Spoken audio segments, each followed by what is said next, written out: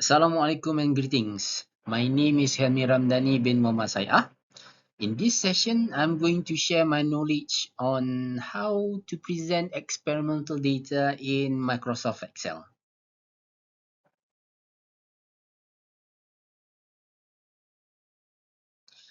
There will be two sections in this session.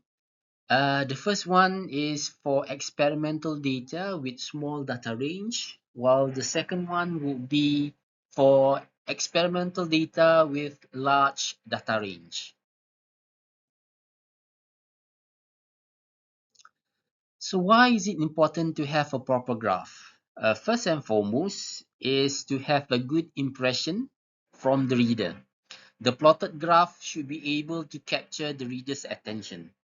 Now, the second one would be to help the reader to understand the experimental data easily. The third one, probably the most important one, is to avoid any misunderstanding or misinterpretation of the experimental data.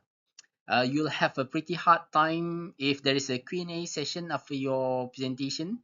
While you are explaining something else, the reader asks questions regarding something else because they might misunderstood or misinterpret the data.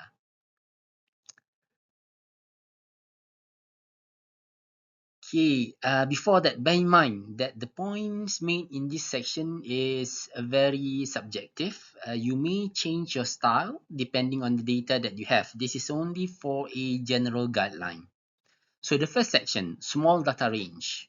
This can be regarded as data points or sets of data that can be easily distinguished or traced.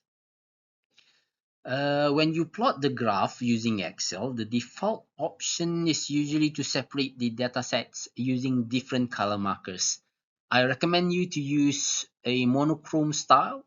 Use markers filled with black, white, or somewhere in between.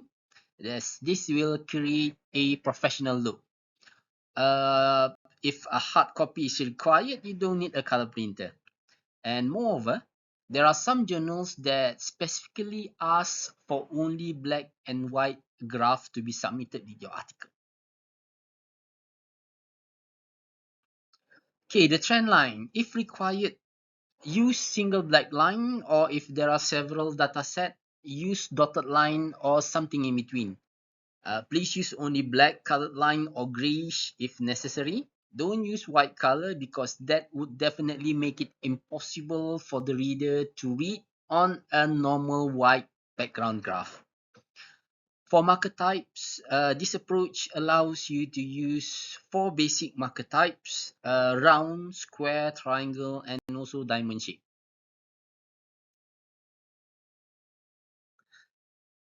If you're using markers and trend lines, you plot markers and trend lines, use suitable combination.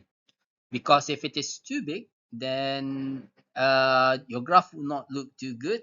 If it is too small, then the markers will blend into the graph. Regarding the axis range, avoid a cluttered graph. Make sure the graph have ample axis range to give space at the top, bottom, left, and right of the plotted area. Also, make sure that the data is in the middle of the graph. You don't want them to be too far off from the center of attention. Next, grid lines. If required, use softer color tones. So in general, major grid lines can be the same color as the axis lines, but not darker. Okay. While minor grid lines should not be the same or darker tone compared to the major grid lines. This is to focus the reader's attention to the data instead of being distracted by the grid lines. Okay, now we will be looking into some simple example.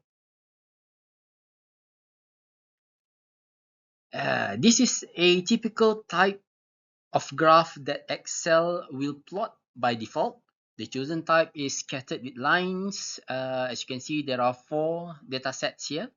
One is the theoretical data or reference data, and the other three will be different analyzing method. By default, Excel will use colors to differentiate each data set. I'm pretty sure that some of you will keep it as is, but there are also some that will put some effort to tidy up the graph. And probably it will turn out looking something like this. Okay, but if you make use of all of the points that I made earlier regarding the monochrome type, monochrome theme, marker types, axis range, and also grid lines, you could come up with something like the next graph. Here it is. So this is an example of how the previous graph may look like, much more presentable. The markers made use colors, black, white, and somewhere in between. Uh, modified the axis range to make the plotted area, plotted data centered and more focused. Okay, simple type of graph. So let's move to the next section. Large data range. Okay, large data range can be regarded as data points or sets of data that could not be easily distinguished or traced.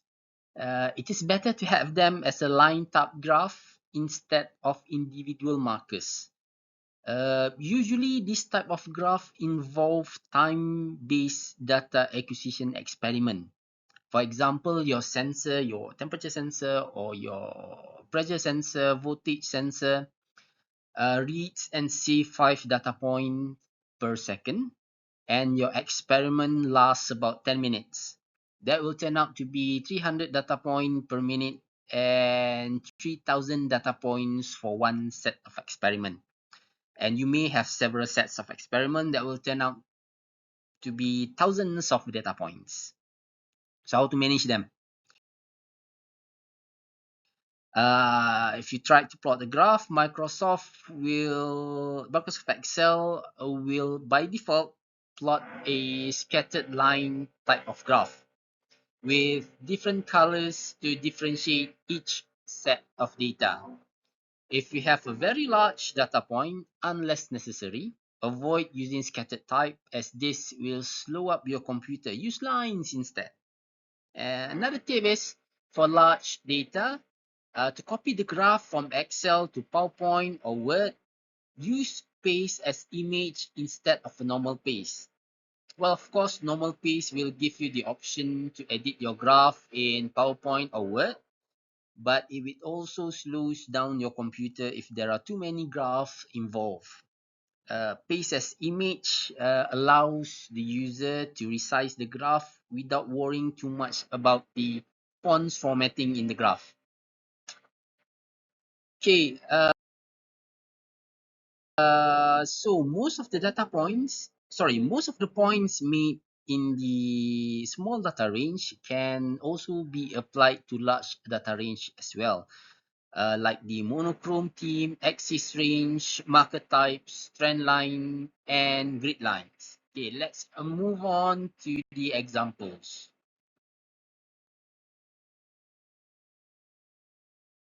So here I have two sets of data that contain several hundred data points. First, I choose scattered marker type. It is a time-based experiment, time-based temperature history data of two experiments. One is done on a plastic type surface and the other on a foam type surface. The x-axis, the Fourier number, represent the non-dimensional time information, while the y-axis, theta, represent the non-dimensional temperature information. Most reader will understand the nature of the graph, but there are also that will not understand how the graph looks like at first look. Okay, so now let's change it to a line type graph.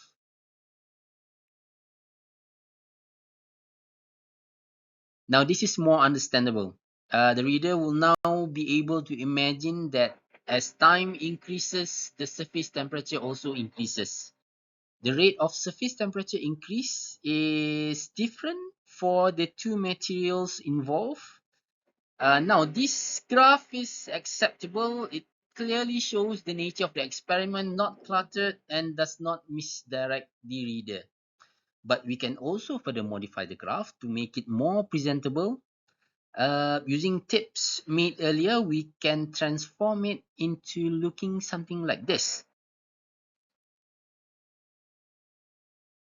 Okay, not sure about you guys, but this version look better, isn't it?